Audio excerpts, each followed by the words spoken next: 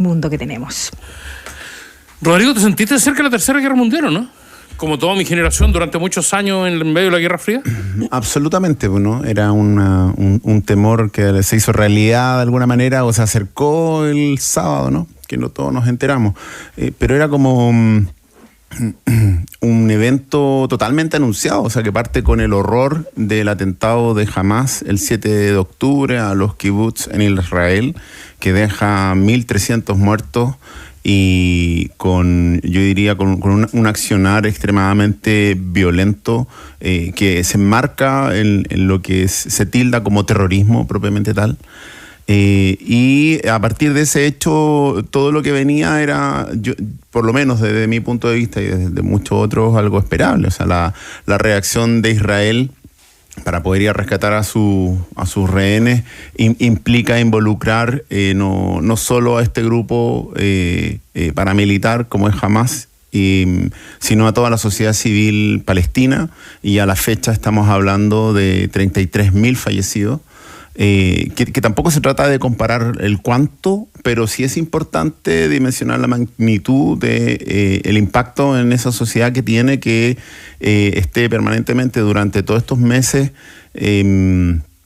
bajo asedio militar, ¿no? Y sufriendo las consecuencias horrorosas que trae una guerra. Y si le agregamos luego esta acción de táctica de guerra estratégica hacia un consulado iraní en otro país, en Siria, ¿no es cierto?, en Damasco, donde mueren 7 altos militares, uno de muy alto rango iraní. Este ataque del sábado estaba esperado.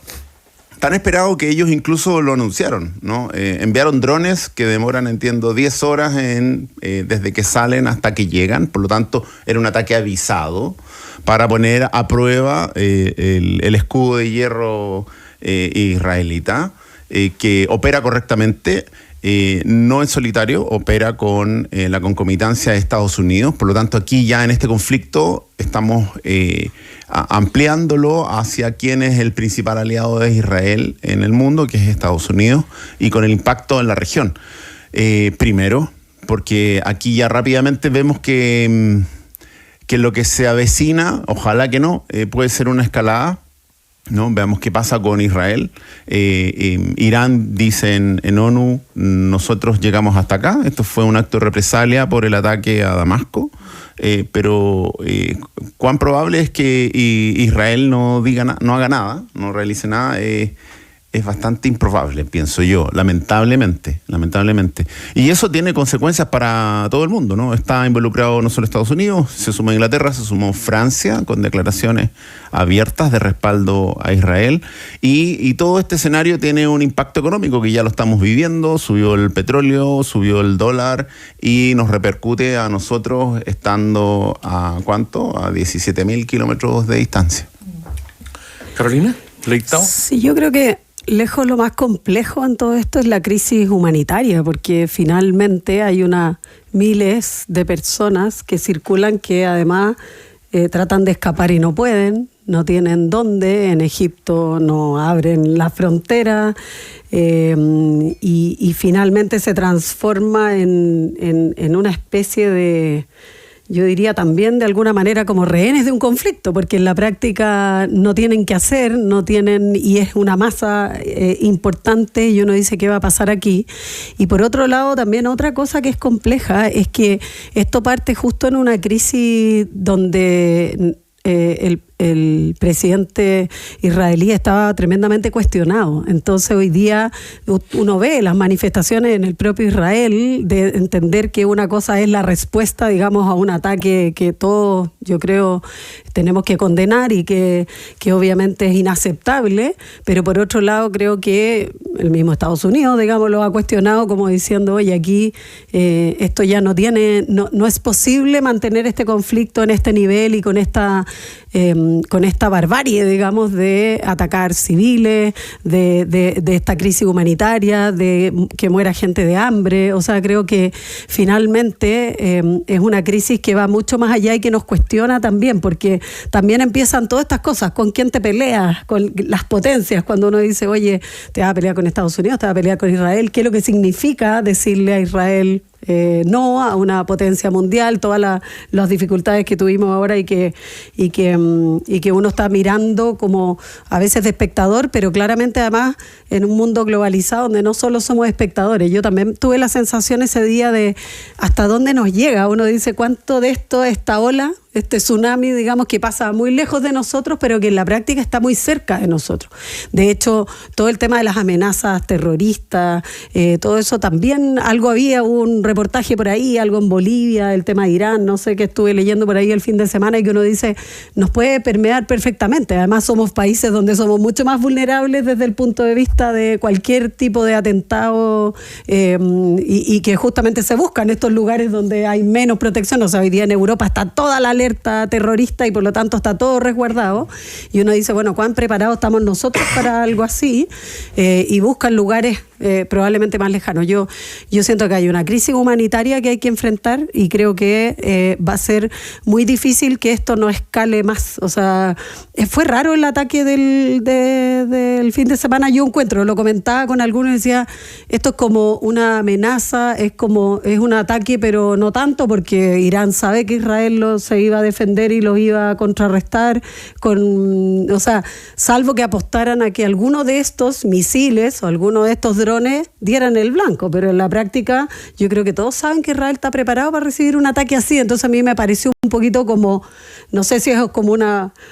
Casi como un simbolismo. Eso, claro, más simbólico que otra cosa, pero eso también habla de lo que está más allá respecto de la relación. Yo creo que eso está cada día escalando más, y yo veo difícil que tenga una solución pronta. Eso es lo que yo pienso. O sea, creo que esto no tiene para tener una solución pronta, porque nadie va a ceder ningún espacio todavía, a pesar de todas las presiones. O sea, uno ve que Estados Unidos ahí está como tratando pero no se quiere pelear con Israel, pero por otro lado lo presiona de alguna manera para que termine el conflicto, y Israel no quiere, y Netanyahu tampoco, porque yo creo también políticamente está muy debilitado. Daniel Grimaldi. Mira, yo quisiera partir por la pregunta que le hiciste a Rodrigo sobre la Tercera Guerra Mundial, porque todo el mundo habla de eso, pero pensar en esta cuestión implica ir 80 años al pasado cuando terminó la Primera Guerra, y ver si es que es posible tener una Tercera Guerra Mundial parecida o en los términos de lo que fue esa otra. Entonces, para mí, la respuesta es no. Tenemos tipos de conflicto el día de hoy que son muy distintos a esas dos guerras mundiales que estuvieron relativamente cerca, si nosotros consideramos el tiempo que tenemos ahora de distancia respecto a esos conflictos. Estamos en el siglo XXI. Podríamos decir que incluso ya estamos en la Tercera Guerra Mundial por el nivel de escalada de estos conflictos, porque están conectados de cierta manera el conflicto de Ucrania, el conflicto ahora de Palestina, el decaimiento de las democracias, el poco peso que tienen Naciones Unidas para poder contener los conflictos internacionales, las crisis humanitarias. Entonces, no es que lo tenga completamente zanjado ni que sea categórico decir que estamos en la Tercera Guerra Mundial, pero también podríamos decir, ¿y por qué no? Si estamos en un escenario completamente distinto, hay una tensión permanente. Hay una tensión permanente. Y la otra cosa que a mí me hace pensar mucho en esto es que cuando hay un conflicto internacional de gran escala, como eso que hemos llamado guerras mundiales, también significan la decadencia de una potencia y el surgimiento de otro modelo de otras potencias. Yo también ahí veo algo muy interesante. Veo un Estados Unidos muy decadente en su capacidad de gestionar conflictos, genera muchos más conflictos que luego no puede resolver. Tiene menos presencia en muchas zonas que antes controlaba, y hay un actor emergente que ya está muy presente hace mucho tiempo, que es China, que para América Latina, por ejemplo, tiene una importancia tremenda, y yo estoy esperando el momento en que China también pueda entrar en este escenario, y poder ofrecer una alternativa de solución a los conflictos. Y finalmente cuando aparece una potencia también tiene que tener la capacidad de poder traer paz, algún cierto orden, en conjunto con otros aliados, etcétera. Entonces yo veo una configuración de ese tipo. Ahora, la pregunta es, ¿qué debiera hacer un país como Chile frente a este escenario? Yo creo que no podemos hacer otra cosa que no estar alineado con esas nuevas potencias u otras. Lo que no significa tampoco ser completamente pasivo.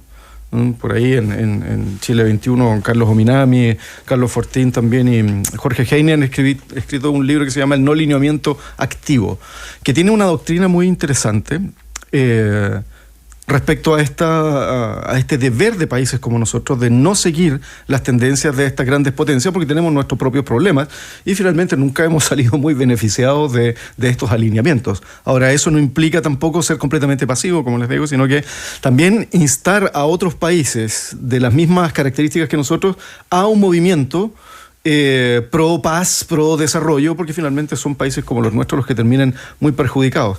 Por otra parte, siempre Chile ha estado en esta, en esta posición. El movimiento no alineado es muy antiguo ya, desde la Segunda Guerra Mundial, y Chile formaba parte de eso. Ahora, lo activo sería, bueno, aliémonos políticamente, comercialmente, de manera mucho más estrecha para poder contener también estos conflictos a escala global. Claro, yo estaba ayer tratando, un poco uno lo primero que hace, por supuesto, como periodista es tratar de entender cómo esto nos va a pegar rápidamente desde los precios de los combustibles, por dónde nos pega, porque de alguna manera nos va a llegar este conflicto. Y también miraba cómo reaccionaron los distintos presidentes del mundo y ahí en América Latina hay un dispar trabajo frente a un conflicto de esta naturaleza, una dispar opinión. Tenemos un México que es súper categórico, tenemos a Venezuela incluso y a Colombia que está llamando a no escalar, estamos nosotros con lo mismo. Entonces tampoco tenemos una región muy... diría con acuerdos sobre política internacional, sobre política exterior. Entonces tampoco podemos actuar como bloque. Eso es re complicado. Y ahí uno empieza a decir, chuta, este conflicto en algún minuto, ¿cómo nos va a pegar? Hay un deterioro de las relaciones diplomáticas muy fuerte. Hay ofensas entre los presidentes, hay la invasión a la Embajada de México, con una violación flagrante del derecho internacional. Son cosas importantes, no son menores. O sea, el respeto al derecho internacional, a la diplomacia se ha deteriorado a tal punto de que se hace muy difícil tener una posición común en América Latina con eso. Imagínense, Milei con la cantidad de disparates que dice sobre cada presidente, es muy difícil. Y hay un montón de conflictos no resueltos a lo largo de la historia, Carolina. Hay un gobierno ultraderecha en Israel que de alguna manera detona. Está el tema del terrorismo de Hamas que enciende la mecha de un conflicto real. Y está el tema del alineamiento que hablaba Daniel en torno a que son 5 los países que apoyan a Irán en esta contraofensiva y 4 los que ayudan a Israel a defenderse, digamos. Es muy claro el tema, ¿no? Absolutamente. Yo lo que veo y comparto contigo en que esta escalada tiene 2 efectos bien importantes. El primero, efectivamente, es la crisis del derecho internacional. Yo creo que hay una crisis, o sea, en el sentido de cuestionar ya cosas que habían como que se habían instalado, como que todos, más o menos, la gran mayoría, digamos, de las fuerzas respetaban, y hoy día ya dice, bueno, pero ¿qué pasa? Yo me puedo meter en una embajada de otro país porque en realidad el señor estaba vinculado, digamos, a temas X de, si no me equivoco, temas narcotráfico u otro. Se la pregunta es, ¿lo puedo hacer o no lo puedo hacer? Y como que ya se ha perdido un poquito esto de que hay una cosa en la cual nos pusimos todos de acuerdo, y a mí me parece que la segunda cosa, que creo que es la más compleja de todo, es el tema de los derechos humanos, porque si ustedes recordarán, toda la doctrina sobre derechos humanos surge después de la guerra, cuando se dice en el fondo, oye, la guerra, bueno, es posible, siempre son posibles, pero hay códigos para las guerras, ¿cierto? O sea, hay reglas de la guerra respecto de lo que somos capaces o no hacer los seres humanos contra otros seres humanos. Yo, bueno, tuve un gran maestro que es don José Salaquet en la universidad. Yo tomé ahí un curso de Derechos Humanos y aprendí mucho, y creo que cuando uno empieza a ver de que los derechos humanos pasan a ser algo que es a veces, o que hay excepciones, o que uno empieza a ver que el derecho internacional también entra en crisis, porque a propósito de lo mismo que hemos hablado de temas de seguridad y otros, o sea, cuando ya empezamos a decir sí, pero, el sí, pero siempre es un riesgo. Y en derecho internacional más todavía. O sea, esta crisis humanitaria tiene que ver con eso. Y obviamente el conflicto de ayer, por eso yo decía que este tema de Irán e Israel va mucho más allá de Irán e Israel, porque es todo el conflicto de Medio Oriente que genera una serie de consecuencias a nivel internacional que van mucho más allá. O sea, alineado lo que está pasando en Rusia, después viene Putin y amenaza a Estados Unidos y empieza, y como que esto va en escalada. Y acuérdense que hay una guerra mundial que partió, digamos, por una situación casi anecdótica y que como que gatilla, siempre hay como una excusa, digamos, y yo creo que aquí se está buscando la excusa. Yo de verdad creo que para Estados Unidos es muy complejo intervenir, pero también lleva mucho tiempo tratando de, o sea, como que le quiere que le den la excusa para intervenir y meterse en un conflicto que yo creo que sí puede tener consecuencias mayores y va mucho más allá de este solo conflicto entre Israel e Irán, sino que va mucho más allá, porque es el conflicto global, y ahí sí que yo creo que no tenemos salida, porque ahí se va a involucrar todo. O sea, el día que se mete Estados Unidos y que Rusia, digamos, o sea, como que yo lo siento como una especie de guerra fría, porque de alguna manera se están amenazando, o sea, esto mismo en Rusia de la OTAN, oye, el día que intervienen, Rusia reacciona. También Irán tiene un alto poder de no solo de fuego, sino que también de armas nucleares, y yo creo que ahí hay que, o sea, es un tema que está absolutamente en potencia y que probablemente puede terminar, y podemos todos terminar, o sea, esto va a salpicar al mundo entero, no solo un conflicto focal, sino que va a salpicar al mundo entero. Básicamente, lo que estamos dejando acá afuera es que no es solo un conflicto originado por visiones sociopolíticas distintas, ¿no? Por modelos de sociedad distintas, políticas y económicas, que algunos abogarán por un sistema más liberal, capitalista, otro por mayor Estado, etcétera, que esos conflictos de alguna manera se resuelven, o hay una esperanza de ser resueltos políticamente, en la conversación de los distintos representantes políticos de la sociedad civil.